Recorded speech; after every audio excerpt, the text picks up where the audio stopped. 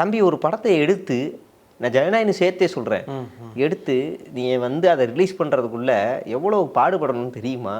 அந்த செட்டு போடுறதுக்கு எவ்வளோ நீங்கள் வந்து ஒன்றும் இல்லை, ஜனநாயகனுக்கான செட்டுங்கிறது ஒரு நபர் சார்ந்த செட்டு, ஒரு நபர் சார்ந்த செட்டு. அவர் இருக்க இடத்துலேருந்து என்னென்ன இருக்கணும் அவ்வளோதான். ஆனால் பராசக்தின்றது ஒட்டுமொத்த சமூகம் சார்ந்த செட்டு. ஆனால் திரும்ப இந்த இந்த அரசியல் வந்து ஜனநாயகனை ரொம்ப சுருக்கி பார்க்குது அப்படின்ற ஒரு பார்வையும் வருது. இல்லை நான் சொல்கிறேன், நீங்கள் அவ்வளோ பெரிய செட்டை போட்டு உங்களால் முடிஞ்ச அளவுக்கு உங்களுக்கு அரசியலை கடத்தியிருக்கிறாங்க.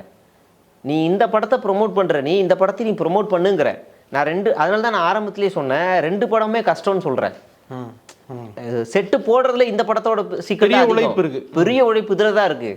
நீங்கள் எல்லாமே மாற்றணும். ஒரு கார் யூஸ் பண்ணால் கூட, ஒரு கேலண்டர் யூஸ் பண்ணால் கூட, ஒரு பேப்பர் யூஸ் பண்ணால் கூட, ஒரு பேனா யூஸ் பண்ணால் கூட அந்த காலத்து பொருளாக தான் எடுத்துகிட்டு வரணும். தேடி தேடி கலெக்ட் பண்ணி எல்லாமே யூஸ் பண்ணணும். நீங்கள் ஒரு கமர்ஷியல் கரண்ட்டில் நடக்கிற படத்துக்கு எதுவுமே வேணாம். நீங்கள் எந்த ஃபோன் வேணாலும் யூஸ் பண்ணலாம், எந்த பேனா வேணாலும் யூஸ் பண்ணலாம், எந்த காஸ்டியூம்ஸ் வேணாலும் யூஸ் பண்ணலாம், என்ன வேணாலும் பண்ணலாம். ஆனால் அங்கே இப்படி இல்லை.